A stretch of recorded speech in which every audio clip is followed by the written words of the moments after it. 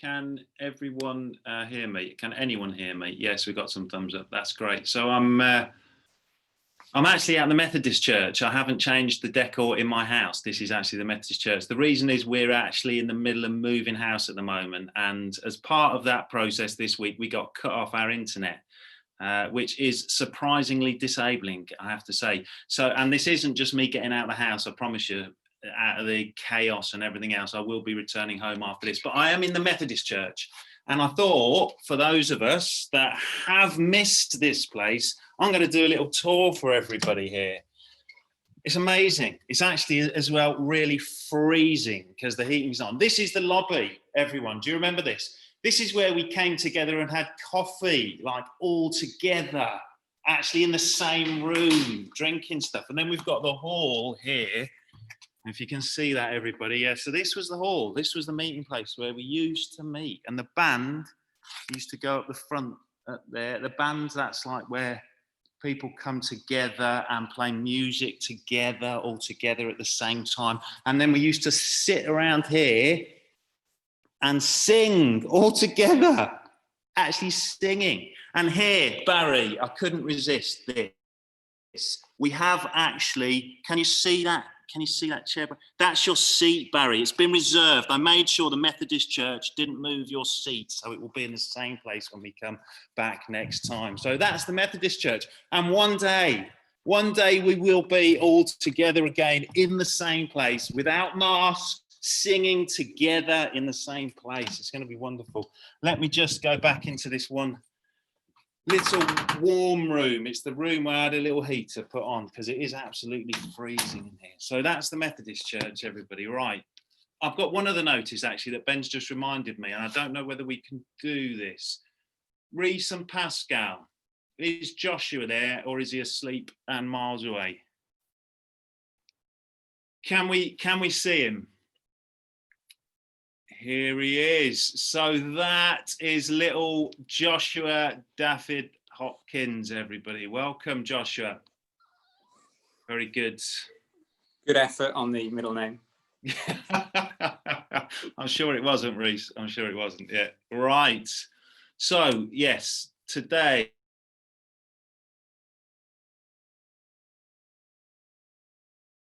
we're looking at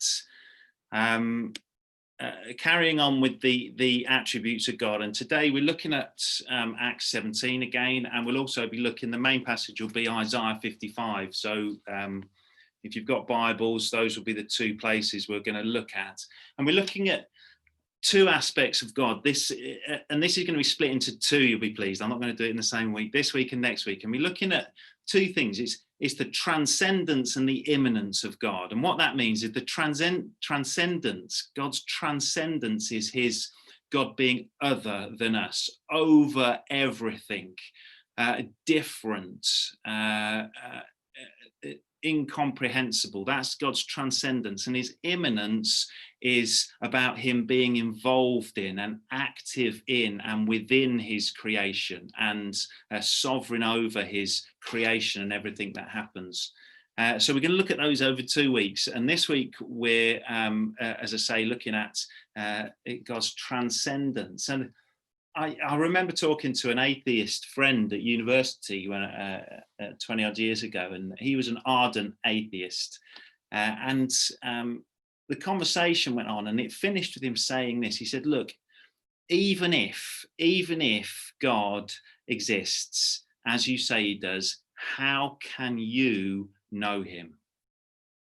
And he had a point, really, didn't he? I think atheists and people that say that, how can we know God, have a point. How can we, with our puny minds, if you like, with our limitations, know a limitless God? How can we do that? How can we ever understand it? And ever since we were kids, all of us, I suspect, we've all struggled with those questions, haven't we? Who was there before God? And God was always there. Well, how was God always there? What was before him? God. And even in that little aspect of God, we struggle with that. We struggle to understand something that doesn't have a beginning. for instance. And if you take that, that's just one aspect of God. And if we look at all of God's attributes are limitless. And all God is, in a sense, we don't have the capacity to understand. We don't have the capacity to comprehend God.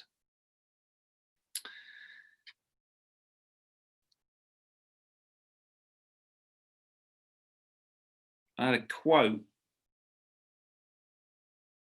This was C.S. Lewis on this subject.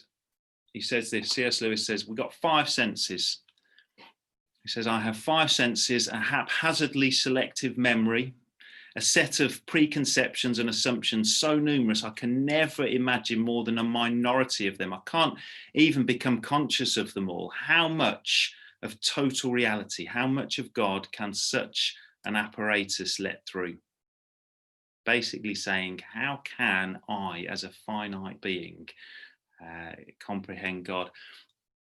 Imagine if you are deaf and blind for a minute. And I don't know if any of you ever thought about that, but how would anyone describe to you something? How would anyone describe to you the colour blue, or what a cloud looked like? How would anyone describe that to you if you were deaf and blind, for instance? It's difficult, isn't it? And that's a bit like us with God. We lack the ability, the capacity as human beings to fully comprehend God. God is infinite. We're not. We're finite. So no matter how much we could understand about God, when that reached the end, there would still be an infinite amount more. That's the thing with infiniteness, if that's a word. So no matter how much I know, I reach the end and there's an infinite amount more. No matter how much somebody else knows, even if it seems loads more than me, when they reach the end, there is still an infinite amount more. Augustine, who was a guy who wrote loads and loads, he's a 3rd century chap, about God. And he said this when people were talking about God and saying, well, how can we understand? And he said, we're speaking of God. Is it any wonder if you do not comprehend? For if you did comprehend, then it's not God that you comprehend. Let it be a pious confession of ignorance rather than a rash profession of knowledge. So basically saying, let us confess with reverence that we don't know, rather than pretend and think that we do. He said, to attain some slight knowledge of God is a great blessing. To comprehend him, however, is totally impossible. And this is what the transcendence of God means, that God will always be other. He will always be incomprehensible. Bible talks of holy, God being holy, doesn't it? That in large part is what this is. Holy is being distinct, being different, being other, set apart, in a league of their own. In Revelation, you've got these creatures that have around the throne of God. They've got 7 eyes. They're creatures that all their job is to look at God, and they cry out, "Holy, holy, holy is the Lord God Almighty," and fall down. And for eternity, they're doing that. For eternity, they're seeing God and falling down before Him again and again. As they see him. Let's just read Acts. This is Acts 17. We're in the same passage as we were before. We're just going to read from Acts 17, 24 and 25. And it said, he's talking to these guys, and it says, I found also, this is Paul talking to the Athenians, I found also an altar with this inscription on it, to the unknown God. So obviously the Athenians had some insight into this, that actually we can't know God. And then he says, what therefore you worship as unknown, this I proclaim to you. The God who made the world and everything in it, being Lord of heaven and earth, doesn't live in temples made by man, nor is he served by human hands as though he needed anything, since he himself gives to all mankind life and breath and everything. And he made from one man every nation of mankind to live on all the face of the earth, and having determined allotted periods and the boundaries of their dwelling place, that they should seek God and perhaps feel their way towards him and find him. Yet he is actually not far from each one of us. For in him we live and move and have our being. And that encompasses both what we'll talk about this week and what we'll talk about next week. That Paul starts from the point of these guys recognized they couldn't know God, the unknown God. And then he talks about God in ways that puts God above everything else. God who made heaven and earth doesn't reside in temples, doesn't reside anywhere. So he talks of God in this incomprehensible form. But then obviously he goes on, and we'll come to this next week to say, actually, and we'll touch on it today, we can know this God. We can know this God. But he remains incomprehensible. Throughout the Bible, there is no getting away from that. God reminds his people again and again. And we're going to read Isaiah 55, well-known chapters, well-known verse that you will have heard many times. And particularly Isaiah, but all through the Bible, it talks of God being incomprehensible. It says this, it says, seek the Lord. This is Isaiah 55, chapter 6. Seek the Lord while he may be found. Call upon him while he's near. Let the wicked forsake his way and the unrighteous man his thoughts. Let him return to the Lord that he may have compassion on him, and to our God, for he will abundantly pardon. Because my thoughts are not your thoughts, and neither are your ways my ways, declares the Lord.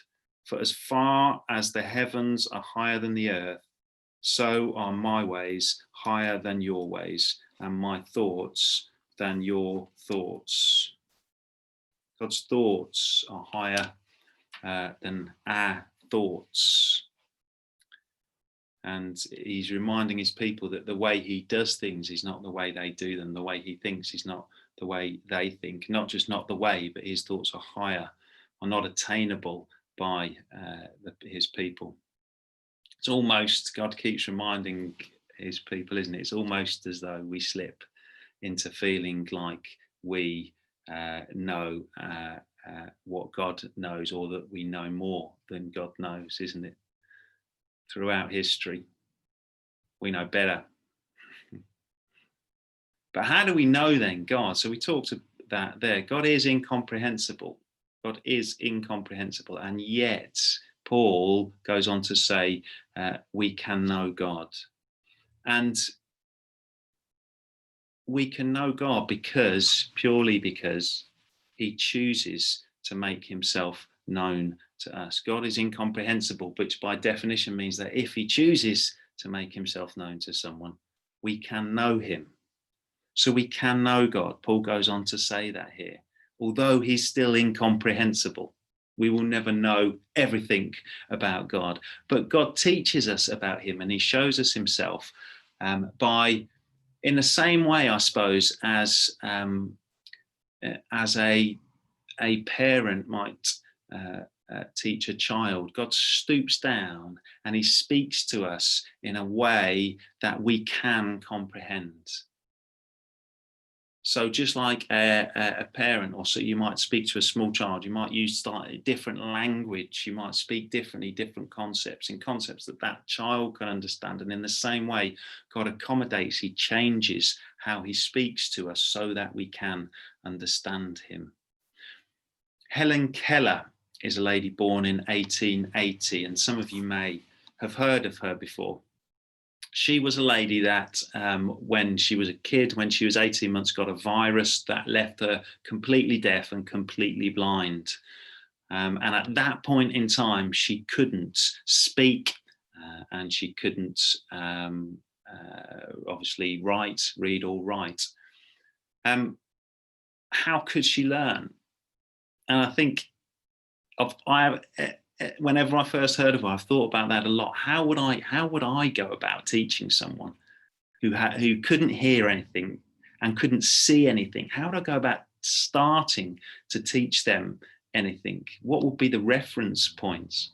And I think if she had been left, obviously she wouldn't have lasted very long. But there was a lady called Anne Sullivan who took her under her wing, and she taught her through loads, you can read about it, loads of different ways taught her how to speak, taught her how to write. And she went on to write 14, 15 books. She went on to write loads and loads of speeches, which is amazing. And that, in a sense, is what God does. We can't comprehend him, and yet he comes to us in ways that we can understand him. So God makes stuff so that we can understand aspects of him. So he makes the vastness of the universe so that we can understand something about his vastness. So when you look at the universe, it speaks to us in a way that we couldn't understand without that. Whenever I watch any programs on the universe, I'm astounded, and I have a real sense of, wow, I cannot comprehend how big this is. And other things in creation, things like family, things like the love of a man and a woman, the feeling a parent has for their child, all these things are there to help us understand in part what God is like. And then at a point in history, when you read the Bible, God took a man and he said, come, I'm going to show you who I am, that you can know me. And the man leaves his home and he follows God, and then God takes another man and another woman and another family. And God throughout history has taken people and said to them, come, I'm going to teach you about myself, that you can know me and that you can tell your children and your children's children. And despite all this, we will never, ever have we won't ever have a full knowledge of God. God will always remain incomprehensible to us. It will always be God accommodating his language to us so that we can understand in a way that we can understand. Just like the creatures, I suppose, in Revelation, isn't it? Revelation 4, you've got creatures that are there all around the throne of God. And for eternity, all they're doing is looking at God. And for eternity, they're just saying, wow, that's blown my mind. That is blowing my mind. That's amazing. Constantly for eternity. Just the thought of that. How do you get your head around that? For eternity, they are looking at God, only looking at God with 7 eyes. All they're doing is saying, I can't believe it. Wow. Holy, holy, holy. For eternity, forever. That's that's God's transcendence there.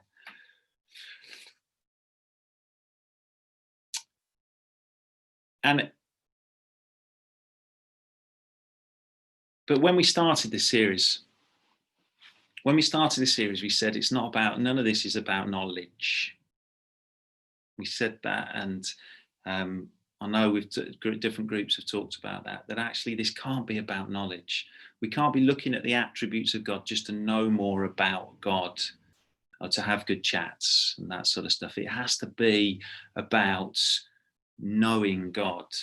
And both those passages we talked at today talked about knowing God. It talks about God doing this stuff, God accommodating his language to us, God drawing near to us so that we could know him. So in Acts it says that they might, God put boundaries on so that they might perhaps feel their way towards him and find him. And then you've got in Isaiah 55 where it talks about us seek God while he may be found.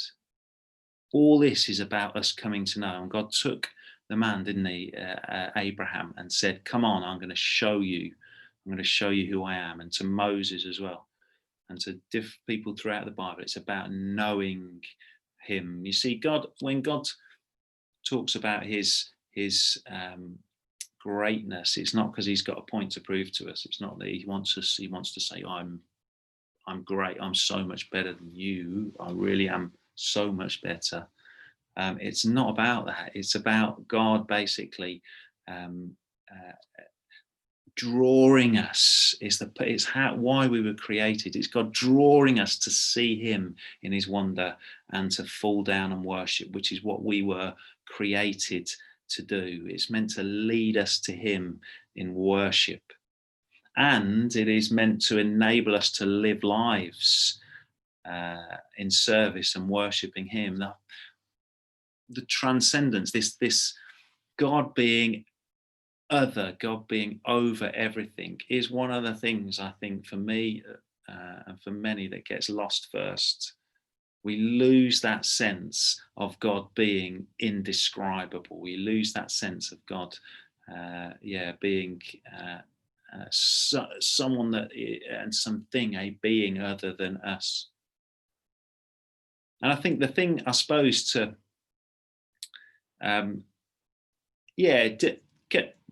next week we're going to look at what does that mean then in relation to a God that's in the world and active in the world. How can he be transcendent above and active in a world in a way that is intimate and changes and transforms us? And the thing today, I suppose, finishing is this, is that God is, we will never understand him. We will never fully comprehend God, but God has chosen to reveal himself to us and to know us. And you and I, if we have chosen to trust in Jesus, are in this story, just like Abraham and Isaac and Jacob and Rahab and Ruth, and all throughout that story where God comes and he says, come on, let me show you who I am. Let me show you who I am. And it's all in that context of that relationship. And I think finishing with how does this make a difference? Do you know, that's always been the question through this whole series. It was the question Ben asked when Steve and I said, I think we'd like to do a series on this. He says, that sounds great, to be honest, guys, but it's a bit airy-fairy, isn't it? How's that going to make a difference to me? Well, there's obviously, with this, it's the worship element. There's an element of this is seeing God as indescribable, seeing God as outside of everything we can fully understand, will lead us to worship and wonder.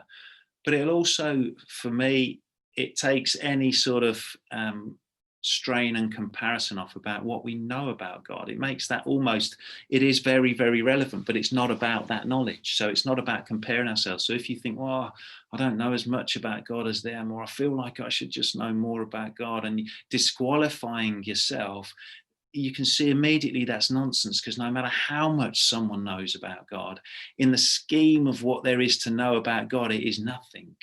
In the scheme of a God who is infinite, if someone has spent their whole life and knows tons and tons and tons about God, and someone knows very little, it doesn't matter. Abraham knew nothing when God chose him. He had no theology or concept of God, and God chose him and said, let me show you who I am.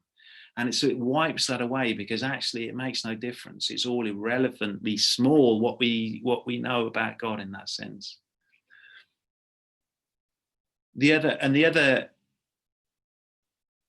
thing about this is that I think it helps us to understand God in the world. How if God is incomprehensible, and we read verses that say, my thoughts and my ways are so much higher than yours, then we have a peace in times when we can't understand what's going on in our lives, because God is incomprehensible. Therefore, some of his ways will be incomprehensible. Some of his ways we will see later in our lives, or we'll see the outworking of it. Some of his ways we will not until we see Jesus in glory. We will not know why some things happen. And I think that helps if we know that God is incomprehensible. And when we put all these attributes, we're dealing with them one by one, but when we put them all together as well, you start seeing, don't you, when you see a God that is good, a God that is unchanging, a God that is full of love and compassion, a God, and then you see a God that is infinite in everything,